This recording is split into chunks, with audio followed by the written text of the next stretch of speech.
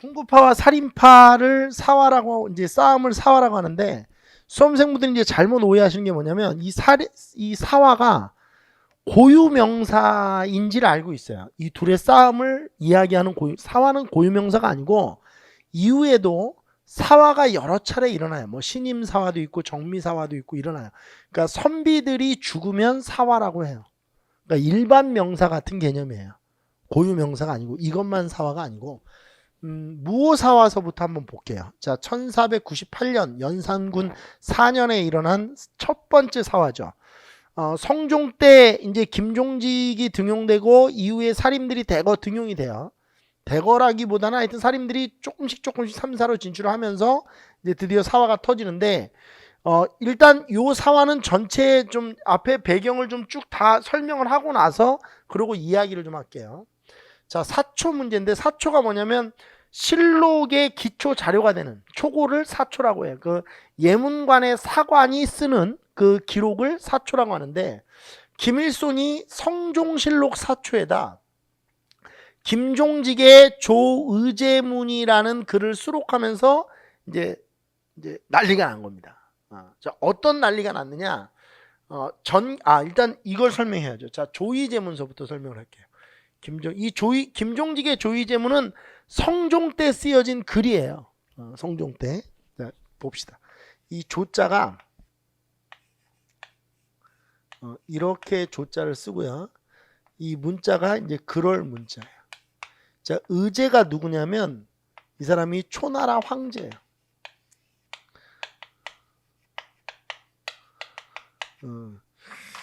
그러니까 초나라 황제였던 사람이죠. 초나라는 한참 기원전의 이야기잖아요. 우리가 초나라를 언제 배웠냐면 진한 교체기 할 때, 고조선 할 때, 그 위만조선 생기기 전에 진한 교체기 할 때 진나라가 무너지고 이제 중원에 패권을 놓고 싸우다가 나중에 두 나라가 남죠. 초와 한이 남는데 초나라의 항우와 한나라의 유방이 싸워서 한의 유방이 이제 초를 이겨가지고 중원의 패자가 되잖아요. 패권 국가가 되죠. 그때 나왔던 초나라예요. 그러니까 김종직이 이 조자가 무슨 조자냐면 이게 위로 조자거든요. 그럼 김종직은 지금 누구를 위로하는 거냐면 초나라 황제였던 의제를 위로하는 글을 쓴 거예요. 그리고 조선이라는 나라는 이게 우리가 과거제도 할 때 33명 이야기했었는데 이 사람들이 다 공부를 많이 한 사람들이라서 막 그 고려시대처럼 막 아령으로 냅다 치고 이런 게 없어요. 다 싸움도 논쟁을 해요. 그 논쟁도 어떻게 하냐면 그냥 넌 나쁜 새끼야 이런 게 아니고 허허 이러면서 막 이렇게 뭐 비유하고 이렇게 상징적으로 표현하고 이런 거 있죠. 고등학교 그 문학 교과서죠. 아니 문학 참고서죠. 비상. 하여튼 비유와 상징으로 싸우는데 이걸 이제 잘 보셔야 돼요. 이 초나라 황제가 어떤 사람이냐면 의제가 이 의제가 어린 나이에 항우에게 쫓겨나요. 근데 이 항우랑 의제랑 촌수가 어떻게 되냐면 얘가 삼촌이었다고. 그러니까 삼촌이 조카를 쫓아낸 거야. 죽인 거죠. 쫓아냈어. 그래 항우가 이제 자기가 이제 왕이 돼가지고 결국 한해 유방과 싸웠던 건데 이걸 위로했단 말이야. 그러면 이 의제가 아니잖아. 왜 기원전 사람을 위로하고 자빠졌어? 그리고 우리나라랑 무슨 관계가 있다고? 응? 시간도 그렇고 거리도 그렇고 김종직이 얘기를 하거든요. 근데 김종직이 앞에다 안전장치를 딱 걸어놔. 자기가 꿈속에서 의제를 봤다는 거야. 네, 꿈을 꾼 거야. 의제 꿈을 꿨는데 의제가 빈강에 빠져 슬피 울고 있었대. 근데 김종직이 얼마나 웃긴 사람이냐면 의제가 강에 빠져 죽었다는 이야기가 없는데 왜 빈강에 빠져 울고 있는지 도무지 기억을 하려고 해도 생각이 안 난다 이거야. 강원도 영월 청룡포가 강으로 둘러싸여 있거든요. 이건 완벽히 단종을 딱 매칭시켜 놓고 들어간 거거든. 안 되겠다. 내가 이 의제를 위로하는 시를 좀 써야 되겠다. 글을 써야 되겠다. 그러고 이제 쫙 쓴 거야. 그리고 이제 이 조의제문의 글을 읽어보면 얼마나 웃긴 글이 있냐면 이게 띠떼끼에 서열을 매겨놨어. 단순히 이게 의제를 위로하는 게 아니고 띠떼끼가 이제 금은동으로 이렇게 있네. 우리가 지금으로 얘기하면 뭐 김종직이 금운동 이렇게 쓴 건 아니고 제가 이제 윤색을 하면 그렇다는 거예요. 동메달은 누구냐면 항우가 의제를 없앨 때 지키지 못했던 신하들. 그래서 김종직이 얼마나 대단한 사람이냐면 성산문도 욕한 거야 사실. 사육신 생육신도. 죽으면 다야? 끝까지 지켰어야지. 이 몸이 죽어서 씨야 왜 백락장송이 돼? 사람이 돼서 지켰어야지. 뭐 이런 거거든.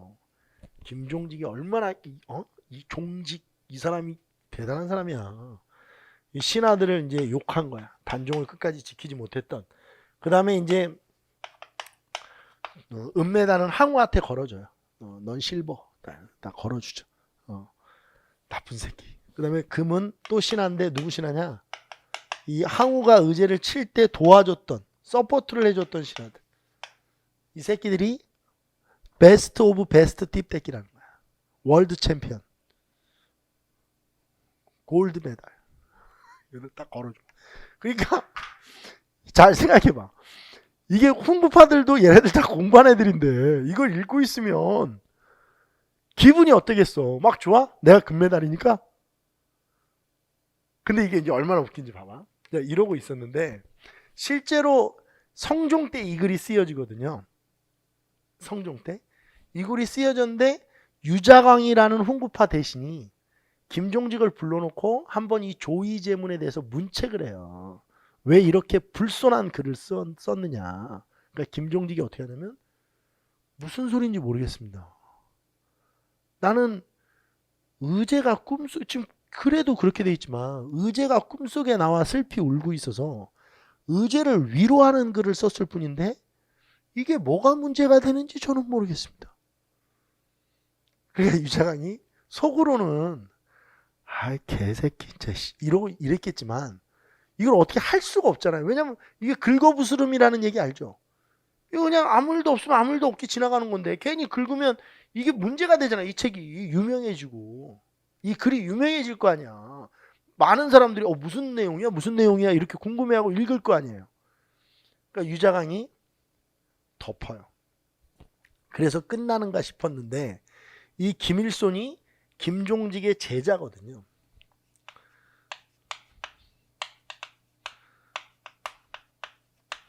그러니까 김종직의 제자였던 김일손이가 사초를 그러니까 이 사람이 이제 춘추관 사관이었는데 예문관 사관이 춘추관 사관이니까 이 춘추관 사관이 돼서 성종실록을 집필하는 과정에서 조의제문을 성종실록에다 실어버린 거야. 그러니까 이거는 우리나라 이야기가 되는 거지. 그러니까 이제 훈구가 띠발 나였어 막 이제 이렇게 된 거야. 거봐 나잖아 베스트 오브 베스트는 뭐 이러면서 이제 사건이 전개가 돼요. 자 훈구파가 연산군에게 얘기를 해요. 베스트 오브 베스트 띠떼끼는 접니다.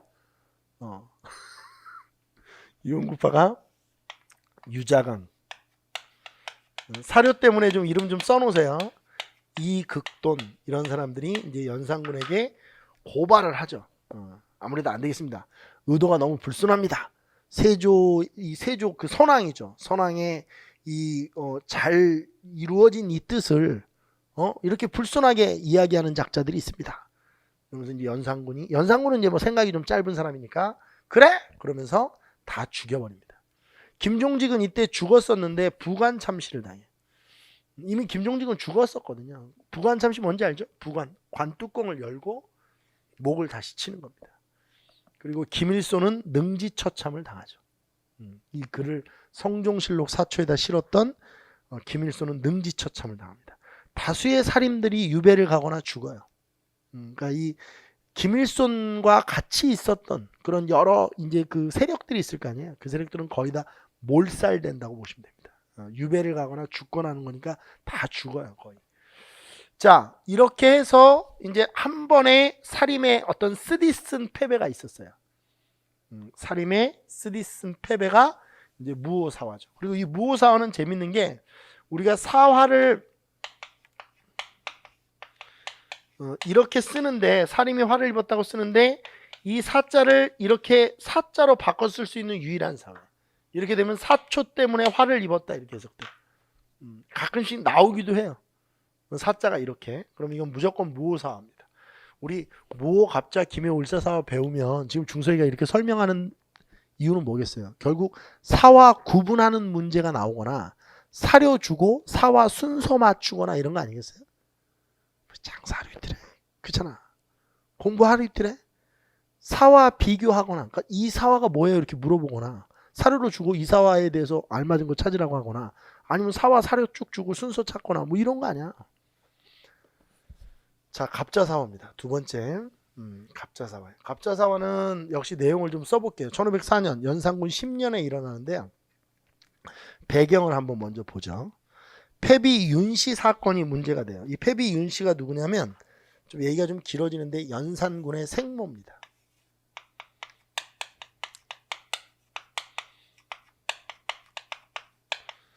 연산군은 성종의 아들이거든요. 근데 연산군의 생모였던 패비 이제 윤씨가 중전이었는데, 이 윤씨가 좀 이게 투기가 심했어요.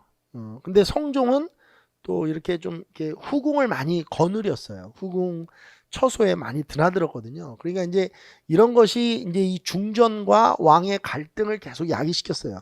근데 이 과정에서 윤 씨가 이제 너무 화가 나가지고 성종과 말다툼을 하는 과정에서, 이때만 해도 이게 우리나라가 완전히 성리학적이지 않아가지고 이 왕비의 힘이 되게 셌어요.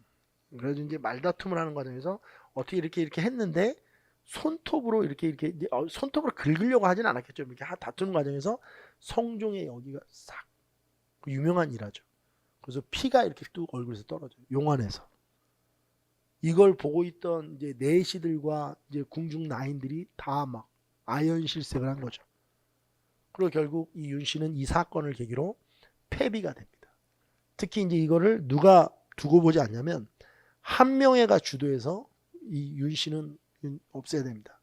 그래서 이제 쫙 해서 폐비시키고, 폐비를 당했는데 사가로 쫓겨나갔는데 그 와중에도 자꾸 궁의 일에 관여를 하면서 결국 사약을 먹고 죽어요. 사약을 먹고 죽어요. 이게 이제 폐비 윤씨 사건이에요. 근데 성종이, 연산군이 이제 세자였는데 성종이 봤을 때 연산군이 좀 이상하다는 걸 알아요. 얘가 좀 이상하구나. 그래서 신하들한테 이 폐비 윤씨 사건을 함구하라고 하고, 그러면 안 되는데 기록도 지워요. 기록도 병으로 죽은 것처럼. 그래서 아들이 알지 못하게. 왜냐면 부모가 이렇게 보면 얘가 이상한 거 알거든요. 저도 알아요. 저희 딸 이상한 거. 근데 말을 안 해요. 그러니까 너 이상하다 이렇게 얘기를 안 하죠. 그러면 아빠도 이상해 이러니까 얘기를 안 하는데 서로 얘기를 안 하죠.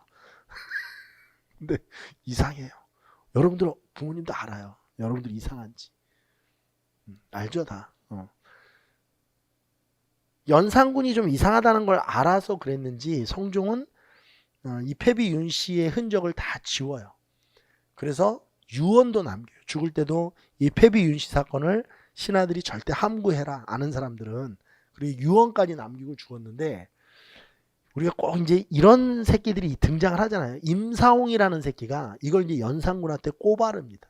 말이 고변이지 꼬바르는 거죠. 꼬발랐는데 꼬발랐다.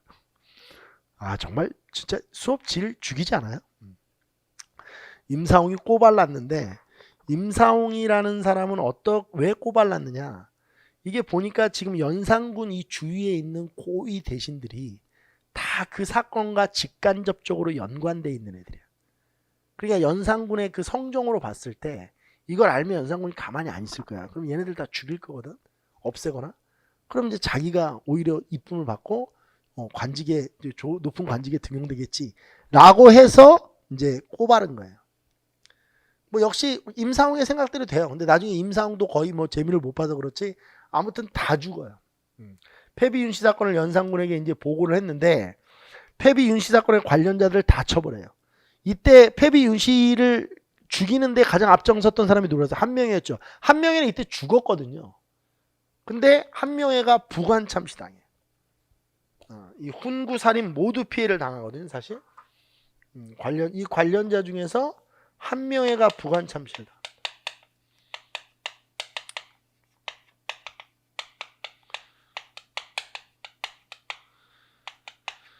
그리고 이거는 사실 훈구에 의해서 살인이 제거된 게 아니고, 물론 이제 임사홍이라는 사람이 훈구파였기 때문에 이렇게 볼 수 있는데, 훈구 살인 아니든 다 죽는데, 이거를 왜 사화로 봐야 되냐면, 훈구는 이때 당시에 중앙 관직을 이게 장악하고 있던 애들이니까 죽어도 남는 훈구가 있었는데, 살인은 무오사화 때 제거되고 몇 명 이렇게 올라가지고 이러고 있는데 여기 또 제껴지는 거예요. 그래서 살인의 피해가 훨씬 더 컸죠.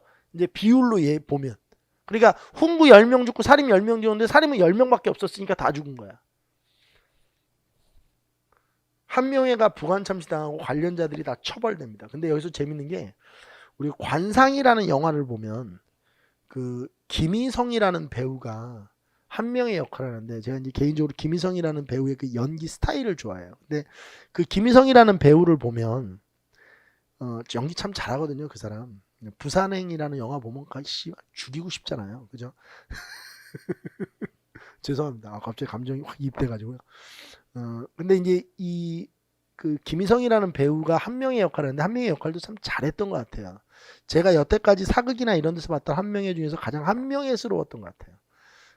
아주 좀 그 뭐라 해야 되죠? 야비하고, 그 다음에 계산이 빠르고, 굉장히 정치적이고, 야심이 있고, 뭐 이런 사람이었는데, 이 한명회가 그 송강호라는 배우가 관상쟁이였는데, 이 사람이 목이 잘릴 상이라고 그러는데, 한명회가 목이 안 잘리고 죽었다고 좋아했죠.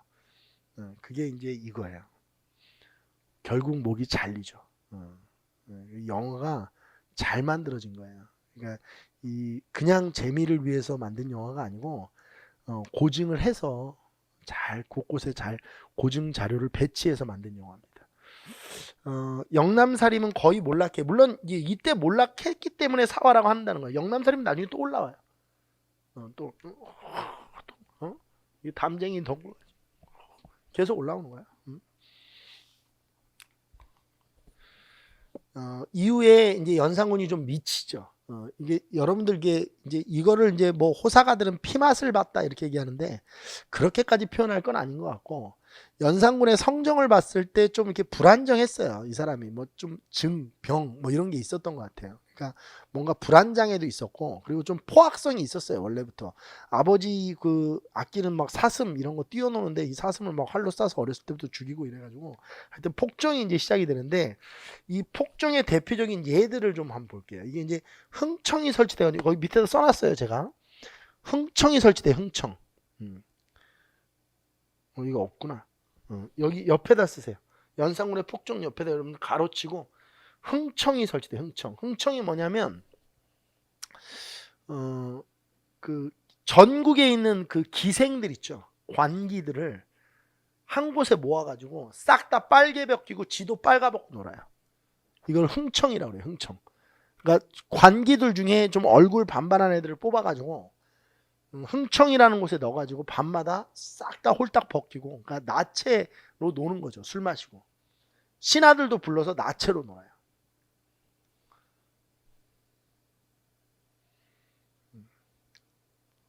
신부는 왕이에요. 그리고 이제 난교를 하죠. 이 여자 저 여자, 이 여자랑 성관계를 맺었다가 또 바로 이 여자랑 맺고만, 이런 난교를 흥청에서 벌여요. 이것 때문에 이제 생긴 말이 흥청망청이에요. 흥청 때문에 망했다고 해서 흥청망청이 되죠. 이 흥청을 본 그 김초선이라는, 쓰지는 마세요. 시험에 안 나오는 거니까. 좀 기억 저장 시간이랑 재미를 위해서 이야기하는 겁니다. 어떤 분들이 제 수업을 듣고 이런 평가를 내렸더라고요. 시험에도 안 나오는 거 더럽게도 길게 얘기하네. 저 혼난다고 그랬죠, 제가. 말을 그런 식으로 하면, 제가 나이가 50인데 아버지한테 그렇게 얘기하세요. 당신 아버지한테. 당신 아버지가 택시 운전기사인데 누구 젊은 사람이 그렇게 이야기하면 좋겠어요? 이유가 있어서 하는 거예요. 이유가 있어서. 김초선이라는 그 이제 내관이죠. 내시죠. 내시. 내관이 있었는데, 이 내관이 누구부터 이 내관 생활을 했냐면 세종부터 했어요. 그래서 문종, 단종, 뭐 이 두 분은 이제 좀 짧게 했으니까 세종. 그 다음에 예종. 예종도 뭐 짧았으니까. 그 다음에 성종.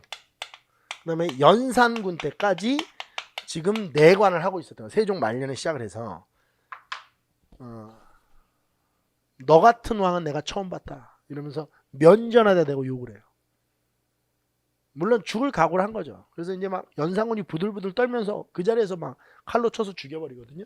그래서 첫자 들어가는 거를 아예 다 김처수 생각난다고 첫자 들어가는 걸 다 없애가지고 다 바꿔버려요. 뭐 처용무 이런 것도 첫자 못 쓰게 하고 그 지명에 첫자 들어가는 것도 못 쓰게 할 정도로 김처선이라면 아주 막 완전히 막 부르부르 막 떨게 그렇게 돼요. 그러니까 김처선이 아주 호되게 한 방 먹인 거죠. 내가 이렇게 많은 왕을 모셔봤는데 너 같은 개새끼는 처음이다.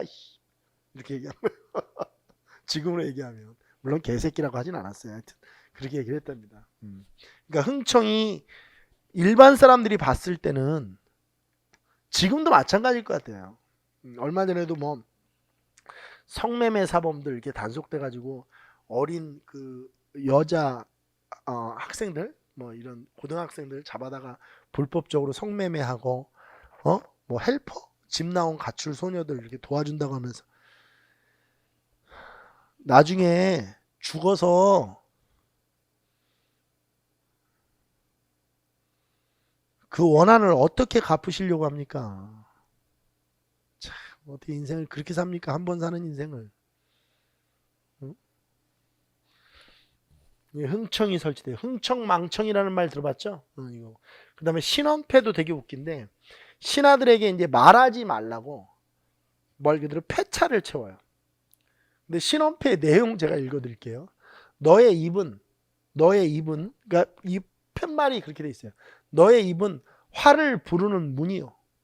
너의 새치혀는 너의 몸을 자르는 칼이 될 것이다. 그러니까 샷다마우스 하고 있어라.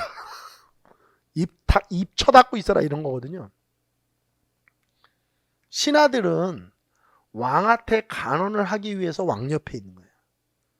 말을 못하는 신하가 뭐가 필요해요? 예를 들어서 국무회의를 해요.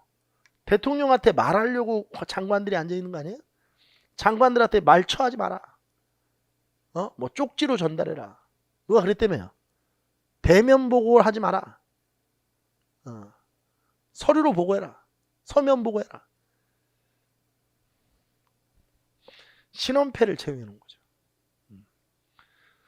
이 폭정 때문에 결국 연산군은 이제 보다 못한 이 신하들에 의해서 폐위가 됩니다. 이거를 중종반정이라고 해요. 이 중종반정 때의 공신 세력들을 우리가 전국공신이라고 하고 이 전국공신까지를 우리가 이제 이 훈구파다 이렇게 이야기를 하는 겁니다.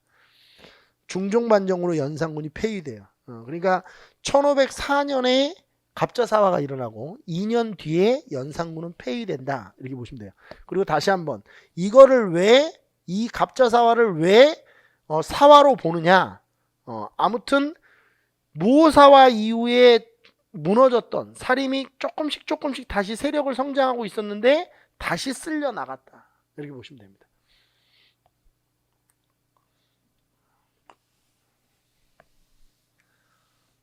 자, 그 다음에 기묘사화입니다. 얘기가 좀 깁니다. 이거는 1519년 중종 14년에 일어난 사건인데 배경을 한번 보죠. 중종의 사림 등용이 이루어져요. 자, 왜 중종은 이제 사림 등용을 했느냐부터 설명을 좀 해보죠. 중종은 중종 반정에 의해서 옹립된 왕이에요. 이렇게 이제 옹립된 왕들은 자신을 옹립시킨 신하들의 눈치를 보지 않을 수 없죠. 그러니까 힘을 강력하게 가지고 뭔가 이렇게 컨트롤하기가 어려워요. 이런 왕들은. 그래서 이제 중종이 왕이 되고 나서 초기에는 거의 자신을 왕으로 만든 그 신하들의 이야기를 들으면서 정치를 해요. 그런데 시간이 지나면서 이제 그 신하들도 나이가 많으니까 한두 명씩 죽어요.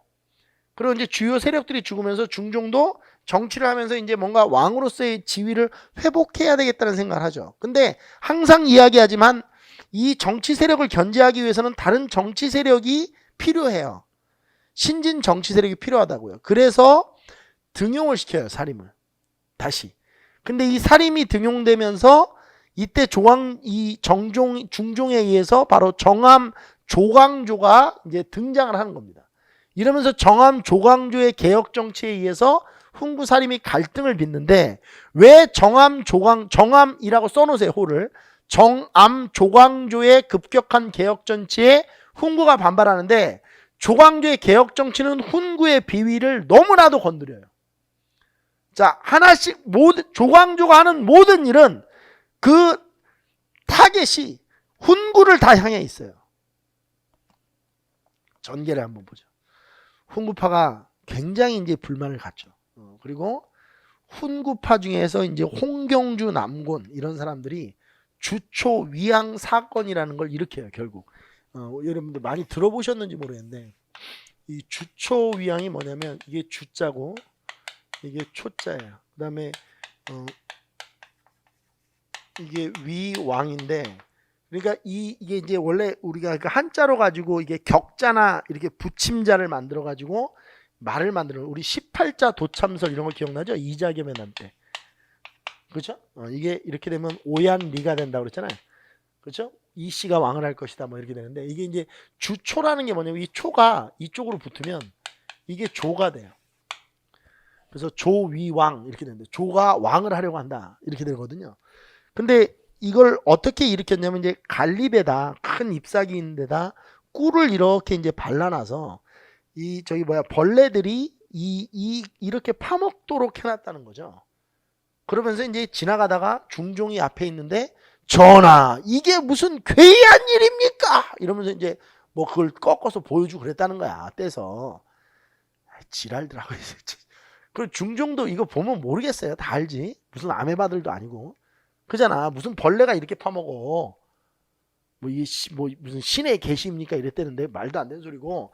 근데 이게 먹혔다는 얘기는 논리적으로 추론을 해보자고. 이게 먹혔다는 얘기는 중종도 조광조를 뽑아서 개혁 정치를 추진하는데 힘을 실어줬는데, 이게 개혁이 힘들거든. 왕도 맨날 싸워야 되잖아. 왕은 편하고 싶은데 맨날 귀에다 대고, 전하 이거 하십시오, 저거 하십시오, 전하 이제 이거는 이렇게 하셔야 됩니다, 전하 이거 쟤네들을 이렇게 하셔야 됩니다, 전하 오늘은 안녕하세요, 전하. 이게 얼마나 짜증나겠어, 몇 년씩 되면. 그죠? 제가 그 얘기 했죠, 여러분들한테. 그 얘기 내가 현대사 할 때 하는데, 개혁의 피로감은 개혁을 하는 사람만 느껴요. 그래서 개혁 세력들은 항상 분열되고 죽어요. 개혁 세력들이 치고받고 하다가. 그래서 보수가 힘이 센 거예요, 항상. 왜? 보수는 보수끼리 잘 안 싸워요. 우리나라 박근혜 대통령 탄핵되면서 좀 이상해서 그렇지, 원래 보수들끼리는 안 싸워요. 보수는 원래 연합이고, 개혁은 분열이에요, 항상. 그래서 개혁은 뜻을 이루기가 쉽지가 않아요. 왜? 개혁은 개혁하는 사람만 피로감을 느껴요. 보수하는 사람들은 피로감이 전혀 없어요. 왜? 가만히 있는 거를 원천적으로 좋아하기 때문에 피로하지가 않아요. 왜 피로하겠어요? 그러니까 결국 이 피로감이 누적되면서 중종도 힘들었던 것 같아요. 그러니까 이 주초위양 사건으로 결국 조광조를 이제 유배를 보내고 정암을 이제 사약을 내려서 죽이게 되는데, 이거는 말도 안 되는 얘기고 제가 추론한 이야기가 맞죠, 당연히. 그렇죠? 그렇게 이해를 해야죠. 조광조와 대부분의 사람이 쓸려 나갔다. 그러면 중종이 이걸 쓸려냈다는 건데, 이걸 중종이 이것 때문에 쓸렸겠느냐? 그건 아니라는 거예요. 제 얘기는 순진하게 그렇게 이해하면 안 되죠. 주초위양 사건이라는 걸 보고 갈립에 붙어있는 이 글들 보면서 중종이 깜짝 놀라가지고, 조씨가 나를 제거하고 왕을 하려고 하는구나. 넌 죽어라. 말도 안 되는 소리고. 그 다음에 조광조가 김효사화에 의해서 제거되는데, 이 제거되기까지의 조광조의 개혁 정치를 한번 보자는 거예요. 현량과 실시를 주장하는데, 현량과는 현명한 양인이 이제 관직에 진출해야 된다. 일종의 천거제도예요. 사림 진출을 위한 일종의 천거제도인데, 원래 중국에 있었던 현량방정과라는 게 우리나라에 들어와서 현량과로 이름이 바뀐 겁니다. 근데 되게 웃긴 게, 이 현명한 양인인데, 이 현명함의 기준이 뭐냐면 성리학 공부를 얼마나 했느냐의 정도예요. 근데 아까 전에 얘기했죠. 사림은 성리학 매니아들이에요. 이 사림 등용을 위한 장치죠, 일종의. 사림 등용이 실제로 많이 이루어져요. 그다음에 이제 향약이라는 거를 보급하기 시작합니다. 향약을 보급한다기보다는 향약을 처음 시작한 사람이 바로 정암 조광조예요. 이게 이제 나중에 사림의 굳건한 기반이 되죠. 송나라의 여시 향약이라는 걸 가지고 와서 이거를 아주 이제 보급을 시키죠. 그러면서 이제 율곡의 해주 향약과 퇴계의 예안 향약 이런 이제 우리나라 향약이 만들어지면서 향약이 보급되기 시작합니다. 이 향약은 향촌 자치를 위해서 굉장히 중요한 그런 농민 장악 기구예요. 서원 설립 주장은 아니에요. 이거는 이제 조심하셔야 돼요. 서원은 나중에 1543년에 최초로 설치돼요. 그러니까 조광조가 있었을 때가 아니에요. 이거 1519년이니까 1543년에 백운동 서원이라고 하는 게 처음 만들어지거든요. 그러니까 조광조가 주장한 거는 서원은 아니고 향약이다 이렇게 기억하시면 돼요. 우리가 서원과 향약이 사림의 기반이었다라고 하니까 이 조광조가 바로 사림의 상징이거든요. 사림의 심장입니다. 그러니까 정암이 사림이고 사림이 정암이에요. 시험 문제 풀 때는 그러다 보니까 이 서원 향약이 다 조광조인지를 알고 문제를 푸는 사람이 많은데 이건 좀 구분을 해 주셔야 돼요. 자, 그 다음에 왕도 정치를 당연히 주장하겠죠. 사림이니까. 사림의 상징이라고 그랬잖아요. 제가 경연 이런 거 이제 활성화시키고자 노력을 합니다. 그러니까 그러니까 중종이 이런 것들 때문에 좀 개혁이 짜증스러웠을 거예요, 아마. 경연을 준비하려면 중종도 보통 일이 아니거든요. 그 다음에 소학, 그 다음에 주자간에 뭐 삼강인실도 이런 것들을 보급시키려고 노력을 했고, 특히 이 소학과 삼강인실도 주자간에 이런 것들은 원래 있었던 것들이고, 주자간에는 쓰지 않아도 돼요. 원래 있었던 것들이고, 이륜행실도 같은 경우는 없었던 걸 중종 때 편찬한 거예요. 이 중종 때 편찬 보급한 거는 이거예요. 여기까지 걸리는 게 아니에요. 삼강실도와 소학은 원래 중국 책이고, 삼강실도는 세종 때 만들어진 책이고, 이거는 이제 편찬된 거고, 이륜행실도는 중종 때 편찬되어 보급되었다 이렇게 보시면. 내수사 장리를 폐지합니다. 이 내수사가 궁의 그 재정을 담당하는 곳이었는데 여기서 고리대를 했어요. 그러니까 지금으로 얘기하면 뭐 청와대 러시앤캐시 이런 거죠. 그러니까 조광조는 이게 민본의 뜻에 어긋난다, 말이 안 된다라고 해서 이거 폐지를 이제 주장을 했죠. 그 다음에 박납의 폐단 개혁을 노력을 했어요. 이게 이제 수미법이라는 게 주장되는데 이 박납의 폐단 개혁, 수미법 이런 것들은 나중에 대동법이라는 공납 개혁 부분에서 공납의 변화 부분에서 제가 자세히 오랜 기간 동안 정리를 할 거니까 써놓는 선에서 그냥 넘어가셔야 돼요. 수미법 하나 이제 들어가려면 한 30분 걸립니다. 그 다음에 소격서 폐지를 주장해요. 이 소격서 폐지는 소격서가 도교적 기구죠. 이게 하늘의 제사를 지내는 기구거든요. 거기 밑에 보시면 좀 필기를 좀 하셔야 돼요. 소격서 폐지, 그 소격서 폐지 옆에다 화살표가 있는데 요거를 이제 쓰세요. 소격서는 도교적 기구고 하늘의 제사를 지내는 것이다. 그러니까 이게 초제를 주관하는 것이에요. 초제. 하늘의 제사 지내는 초제를 주관하는 건데 이 조광조가 제가 사림의 심장 상징이라고 했잖아요. 그럼 사림의 입장에서 보면 이건 쓰레기 같은 기구예요. 왜? 성리학에 위배되죠. 도교적이니까. 사림은 온리 성리학이어야만 돼요. 그래서 이제 이걸 없애려고 했던 거고 폐지를 주장했던 거고, 그리고 이 소격서가 더 웃긴 건 이 초제를 지내고 나서 단군 제사도 같이 지내요. 이게 이제 사림들은 미치는 거예요. 왜? 우리나라를 기자가 세워야 우리가 리틀 차이나가 되는데 단군이 세워버리면 오랑캐가 돼버리거든요. 이들의 눈에서는 사림의 기자조선설에 이 위배되기 때문에 이 아주 조광조가 이 소격서 폐지를 열심히 주장을 하죠.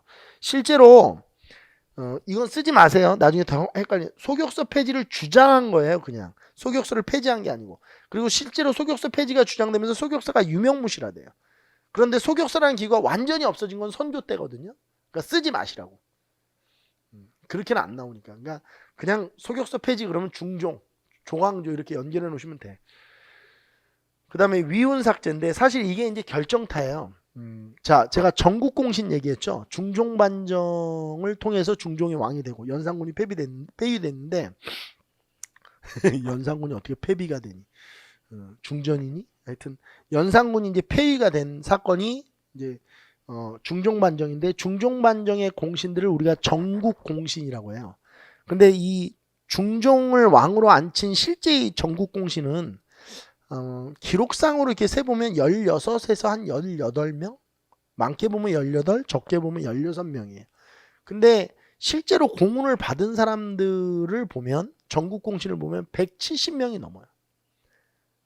그러니까 이 실제로 만약에 16명이라고 봅시다. 작게 16명이라고 봤는데 적게 16명이라고 봤는데 많게는 170명이 넘었다. 이 얘기는 10배 이상 나는 거 아니에요. 그럼 이 얘기는 사돈의 8총까지 다 받았다는 얘기야. 옆에서 구경하던 사돈의 8총까지. 그러니까 조광조 입장에서는 뭐냐면 위훈을 주면 훈장을 주면 훈장만 주는 게 아니고 토지와 노비가 같이 딸려가요. 그러니까 이게 국가 재정을 굉장히 어렵게 만들거든요. 그러니까 조광조는 실제 전국공신에 해당되는 사람들을 제외한 나머지 위훈을 삭제해야 된다라고 했어요. 그러니까 중종반정 전국공신들 중 자격 없는 사람을 삭제해라 이렇게 얘기한 거예요. 근데 자격 없는 사람은 그러면 170명이 넘었으니까 160명은 거의 자격이 그러니까 150 몇 명은 자격이 없는 거 아니에요. 이 사람들이 가만히 있겠냔 말이야. 이게 그 가장 사람을 더럽게 만든다는 줬다 뺏긴데 사람은 줬다 뺏으면 못 참거든. 사람만 못 참어? 강아지도 물어. 내 15년 된 우리 슈가 옛날에 그 저거 뭐야 그 개 그 저기 뭐야 그 저기 소세지 가지고 내가 이렇게 하다가 내가 물렸다고. 아빠를 15년 내 15년을 이렇게 끌어안고 잤는데 날 물더라니까. 줬다 뺏으면 강아지도 문다. 알겠어? 근데 사람이 안 물겠어요?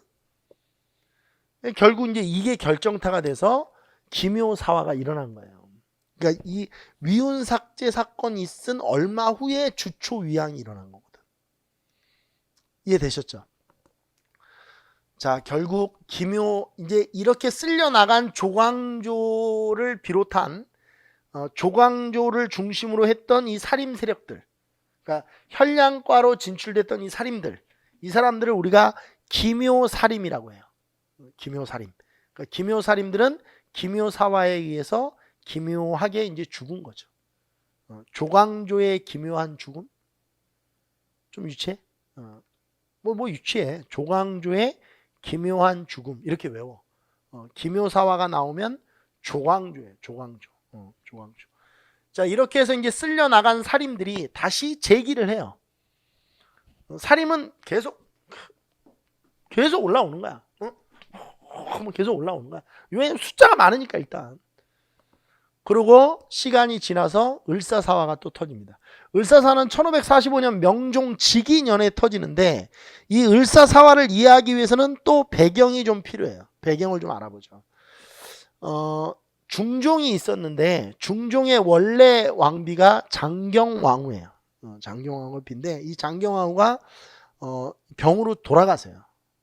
옛날에는 뭐 병이 많이 생겼으니까 그리고 의학기술도 떨어지니까 뭐 병 나면 돌아가시고 그러는 거예요. 그 다음에 이제 계비를 얻었는데 돌아가시고 나서 이제 사망을 하신 후에 이제 문정왕후라는 계비를 얻었어요. 이 장경왕후와 중종 사이에 낳은 아들이 인종이고요. 이제 이 나중에 문정왕후가 계비가 되고 나서 낳은 아들이 명종이에요. 근데 장경왕후가 이제 죽었잖아요.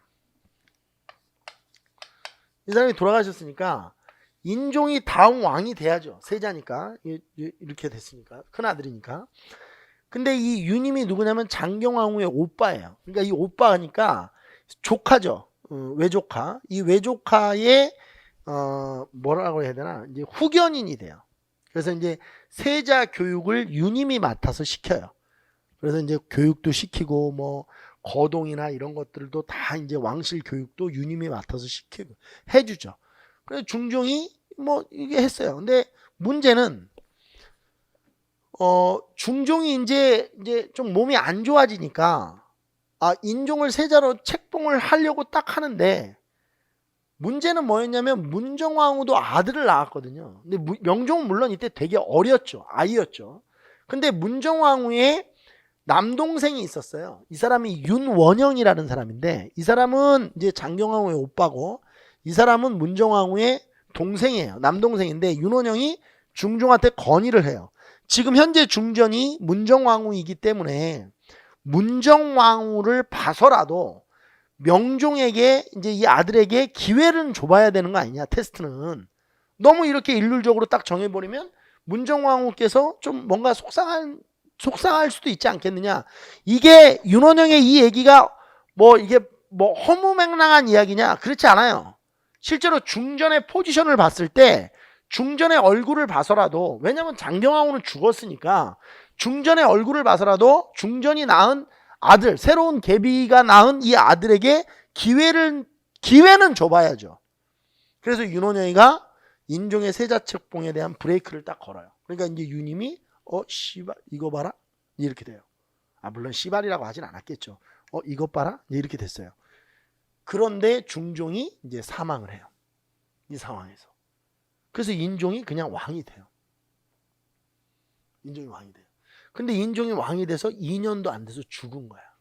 근데 여기서부터 이제 중요해. 인종이 왕이 됐더니 유님의 입장에서는 얘를 살려두고 싶겠어? 얘가 자기 조카가 왕 되는데 브레이크를 걸었던 새끼인데. 그래가지고 이제 제주도로 이제 그 관광을 보내줘요. 여행이나 가라. 효린의 민박 이런 데로 갔다 와라. 그래서 이제 중문 뭐 이렇게 애월 이런 데를 이제 훑고 가라. 여행을 보내줘요. 그러고 있었는데 인종이 죽어버린 거야, 벌떡. 응? 그러니까 이제 명종이 왕이 된 거야, 어린 나이에. 그러니까 이제 명종이 왕이 된, 여기 봐봐. 그리고 이제 이 사림이 왜 유님 옆에 있냐면, 유님과 윤원영은 둘 다 훈구예요. 얘는 훈구고 얘는 사림이 아니고, 얘는 훈구고 얘는 사림이 아니고, 둘 다 훈구인데, 사림은 이때 올라왔던, 그러니까 김효사와 이후에 쓸려 나갔는데 또 올라왔던 사림들은 대부분 유님을 지지했어요. 왜냐면 사림은 성리학자잖아. 성리학에서 가장 강조하는 게 뭐냐면 적장자야. 적장자. 이 장남이 이거란 말이야, 성리학에서는. 그러니까 당연히 인종이 왕이 돼야 되는 거에 대해서 사림은 적극 지지를 했었지. 나이가 많기 때문에 대윤이라고 하고, 나이가 좀 이 사람보다 적어서 소윤이라고 불러. 대윤 소윤의 싸움이라는 건데, 인종이 죽자 12살의 명종이 왕이 돼. 그러니까 이 문정왕후가 수렴청정을 할 수밖에 없어. 수렴 알지? 발을, 렴자가 발렴자입니다. 그러니까 우리 사학 같은 거 보면 이게 발을 쫙 펼쳐놓고 정치를 하잖아요. 그러니까 이게 딱 이렇게 되니까 이제 완전히 전세가 뒤집어진 거죠. 그죠? 전세가 완전히 뒤집어진 거 아니야. 윤원영은 당연히 컴백궁 하겠죠. 그럼 윤원영은 제주도 지금 유배 갔다 왔어. 이거 어떻게 해야 돼, 이 사람? 얘만 가? 그 재밌는 여행을? 너도 가라. 너는 제주도로 가지 말고 하늘로 가라. 그래서 이제 죽여요. 그리고 이때 유님을 지지했던 사림들도 같이 쓸려 나가죠. 이게 을사사화예요. 을사사화. 전개를 한번 보죠. 문정왕후의 수렴청정이 시작이 되고 윤원영 중심의 척신정치가 이제 진행이 됩니다. 왜냐하면 발을 걷고 들어가서 자유롭게 이야기할 수 있는 사람은 남동생을 할 수 있죠. 뭐 설마 남동생이 들어가는데 뭐 여자는 모습을 보이소 뭐 이러진 않을 거 아니야. 대윤과 사림들이 대거 숙청됩니다.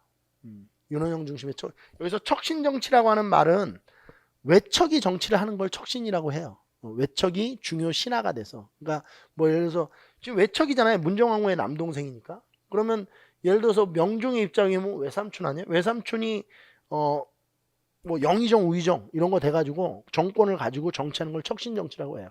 이게 나중에 19세기 정조 죽고 나서 일어난 세도정치도 사실 척신정치인데 16세기 척신정치와 19세기 세도정치를 구분하려고 역사학자들이 이름을 다르게 붙인 것뿐이에요. 낙향후 향촌에서 다시 사림들은 세력을 확대합니다. 그러니까 사림들은 제거되고 또 이제 낙향한 애들은 낙향하고 또 이제 해서 또 올라오는 거야. 그러니까 사림은 계속 올라오는 거야. 이렇게 계속 맨손에 담시마 막 발라면서 결과를 좀 보자.